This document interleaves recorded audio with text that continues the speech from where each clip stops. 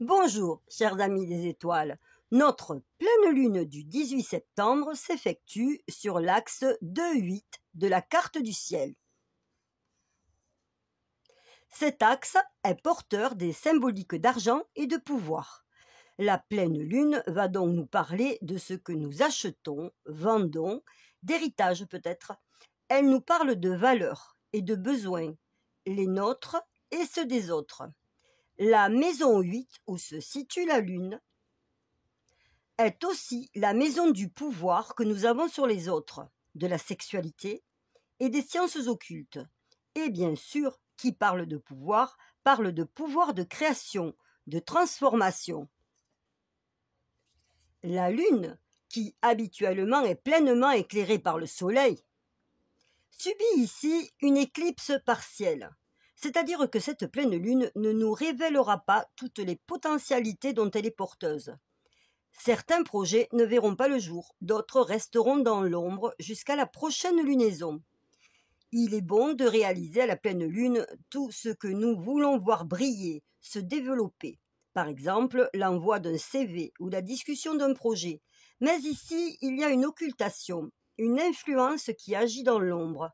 Il nous faudra un peu de patience et peut-être être capable de revoir partiellement notre copie. Avec l'éclipse partielle de lune, il y a un frein, un problème matériel. Mais cela dépendra, nous allons le voir, de notre attitude, car la clé, la solution, est là, prête à être saisie. Problème matériel, car c'est la Terre qui empêche le Soleil de darder en plein ses rayons sur la Lune. La Terre, ici, nous parle de maison, de famille, de mère, de racines. Elle nous parle du rocher que représente notre culture, nos conditionnements et notre éthique. Pour certains d'entre nous, elle nous pousse à nous préoccuper des conditions financières et matérielles de notre fin de vie. À cette pleine lune, le matériel prend le pas sur l'émotionnel. Cette occultation des valeurs lunaires est renforcée par l'influence de Neptune, conjoint à la Lune, qui se situe sur un degré d'incertitude. Les projets manquent de lumière, mais nous cherchons à y voir plus clair. Le nœud nord, conjoint à la part de conscience, est également de la partie. Le nœud nord de la pleine lune est aussi son but d'âme, rappelons-le. Cette pleine lune se positionne en poisson. Dans l'influence des poissons, nous trouvons cette dualité, cette ambiguïté des deux poissons liés mais nageant en sens contraire. L'ambition personnelle, égotique, doit composer avec les dons d'empathie qui permettent à ce signe la fusion avec l'autre. Ici, le 25e degré des poissons nous parle d'un prince pour qui le moment est venu de réaliser son projet, de matérialiser son ambition. Mais le 25e degré dit aussi qu'il lui faut tenir compte du groupe dans lequel il évolue. Ce degré nous demande de répondre avec empathie aux avis qui diffèrent des nôtres pour la mise en place de notre projet. Tous les domaines de vie sont concernés, qu'il s'agisse d'amour, de finances ou de toute autre entreprise. Durant cette période lunaire, rien ne peut se faire sans une bonne communication et la prise en compte et la compréhension de la position de l'autre. En plus des auspices de la pleine lune, nous sommes sous l'influence du changement de saison, de l'équinoxe d'automne. Les énergies sont d'autant plus puissantes que depuis fin 2019, le Soleil est entré dans son 25e cycle d'éruption solaire, comme il le fait tous les 11 ans environ. Ce cycle atteindra son maximum d'activité début 2025 et durera jusqu'en 2026. La Terre et les planètes du système solaire absorbent au maximum l'énergie électromagnétique des éruptions solaires. Évidemment, nous sommes au premier plan pour les transformations que cela engendre, aussi bien dans notre environnement que dans notre métabolisme. Le ciel nous offre de magnifiques aurores boréales, mais de par le passé, les lignes télégraphiques ont pris feu lors des événements de Carrington en 1859. Et plus près de nous, en 1989, au Québec, 6 millions de personnes se sont retrouvées sans électricité à cause d'une surtension provoquée par une tempête solaire. Il n'a pas fait bon avoir pris l'ascenseur. Les sautes d'humeur de notre étoile sont très surveillées, car d'elles dépendent nos satellites et tout le réseau de communication qui va avec. Actuellement, les énergies solaires sont donc explosives. Les femmes qui ont une lune en Lion sont brûlées par le feu de leur désir de réalisation, et peut-être par leur désir tout court. Surtout si elles avaient éteint ces feux depuis longtemps. Tout remonte à la surface. Tous les moyens sont bons pour toucher à leur but. D'autant si elles sont du premier décan, aspectées par l'opposition plutonienne.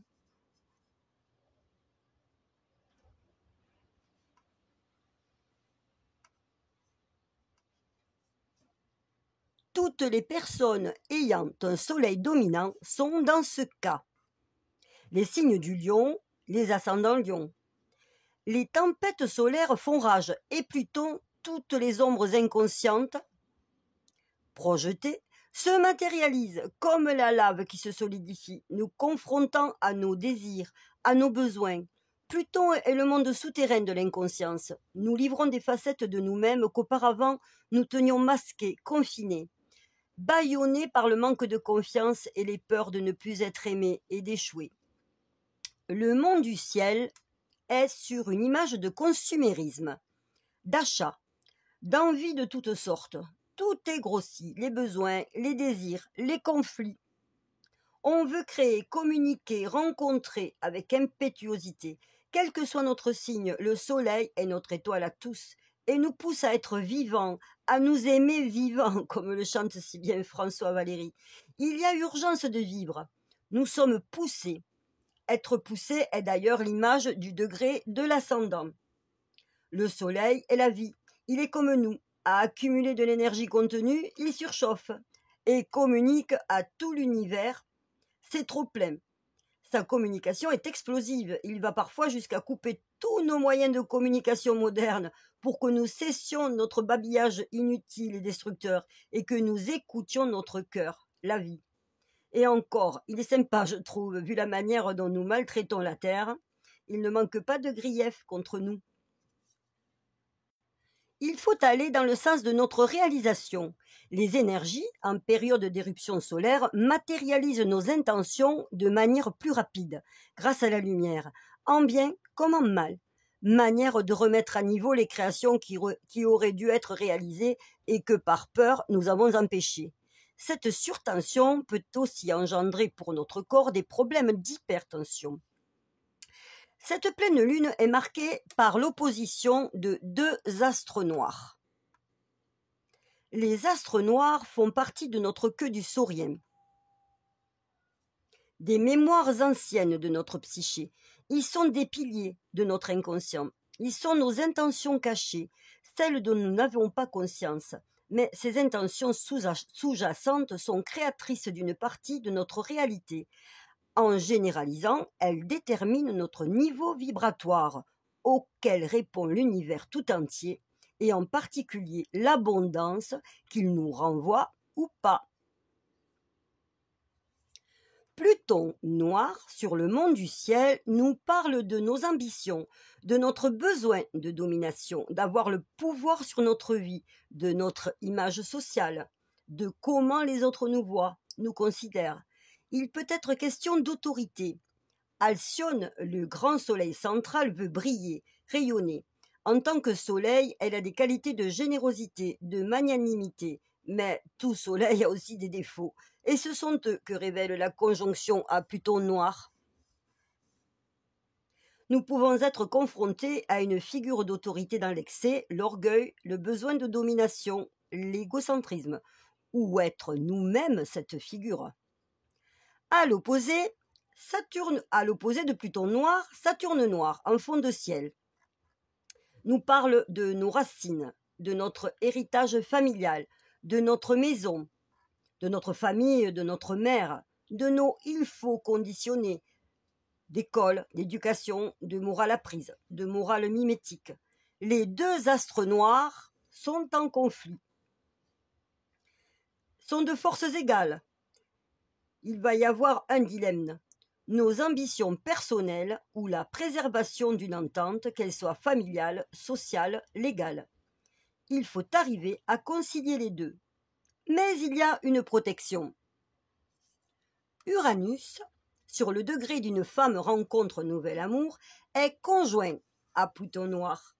Il nous protège des ombres plutoniennes. Uranus est un libérateur par ses prises de conscience, par la nouveauté, l'amitié. Il peut se matérialiser sous l'aspect de quelqu'un qui a le pouvoir de trancher, un inspecteur académique, un juge, un ami, le représentant d'un groupe qui peut nous libérer du sacrifice et de l'injustice. L'étoile fixe à Mal, ayant trait au sacrifice, est conjointe à Pluton noir, et Algol, conjointe à Uranus, qui porte en elle le joug de l'injustice. Heureusement, Uranus a revêtu sa cape de Superman. La nouvelle lune parlait de secrets révélés. À la pleine lune, nous voyons ce secret mis en lumière. Mais avec les astres noirs, il n'y a que la pointe de l'iceberg qui nous est visible. La plus grosse partie reste dans les non-dits. Les astres noirs, dont la lune noire fait partie, nous poussent à aller vers nous-mêmes et à laisser derrière nous ce que nous ne voulons plus être. Ici, c'est un choix d'âme, un choix d'évolution, de sagesse que nous nous demandons à nous-mêmes. La solution n'est pas d'imposer ses désirs aux autres, mais savoir vraiment ce qui est important et être capable de composer et de communiquer. Comme dit plus haut, le Soleil, avec ses éruptions, nous envoie actuellement des décharges électromagnétiques puissantes. C'est de la lumière qui pousse à l'élévation, à la transmutation. Les astres noirs sont mis en lumière. Ici, il est question de lucidité. Le plomb doit devenir de l'or. Le nœud nord de Vénus, sur l'ascendant, nous parle d'alchimie. Jupiter, la plus grosse planète du système solaire, active les effets de la pleine lune par sa quadrature. Elle grossit et en exagère les influx. Elle est sur un degré de visualisation, de manifestation. En Gémeaux, elle est mal disposée et pousse à agir, à penser, à parler de manière inconsidérée.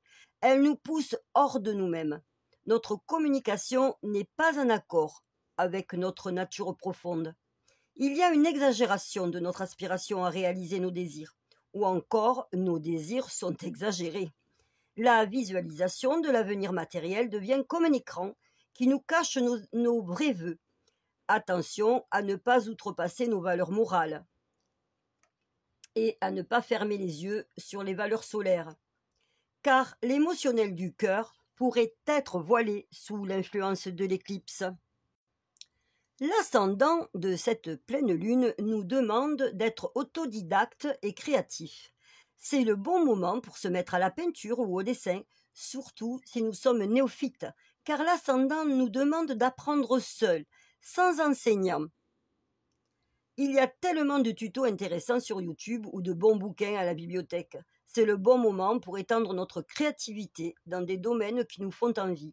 Évidemment, je ne peux pas oublier l'astrologie. Bon moment aussi pour repeindre et redécorer la maison, fabriquer quelques coussins originaux pour un peu plus de confort, de douceur. Nous arrivons à l'automne. Il y a d'ailleurs de super tutos pour réaliser des pigments naturels avec presque toutes les plantes et les roches de la nature. Le nœud nord de Vénus est sur l'ascendant. Nous voulons de la beauté, de l'harmonie, de belles personnes autour de nous, nous sentir belles et beaux, une jolie maison.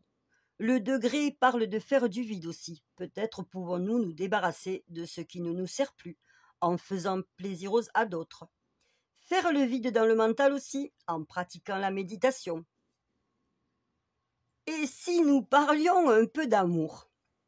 Sur le plan sentimental, les nœuds nord de Vénus et de Neptune sont conjoints sur l'ascendant, tout en restant cachés dans la maison 12.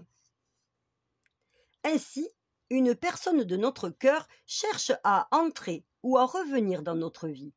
Avec Neptune, il y a du romantisme, de l'amour. Ce degré va ici au-delà d'un simple désir de vivre une belle histoire. L'énergie de ce nœud nord signe le besoin d'incarner, de faire naître et de vivre au quotidien une histoire amoureuse, dans la matière, de façon concrète. Les nœuds nord signalent des difficultés à dépasser. Il peut y avoir de grandes différences entre nous. Notre propre jugement, notre manque de confiance en cette histoire peuvent aussi créer des barrières qui en réalité n'en sont pas. C'est un nœud nord. Il ne faut pas vouloir toucher à l'idéal, à la perfection, qui en outre, on le sait, n'existe pas. Une autre des difficultés peut être un problème de santé dont parle le nœud sud.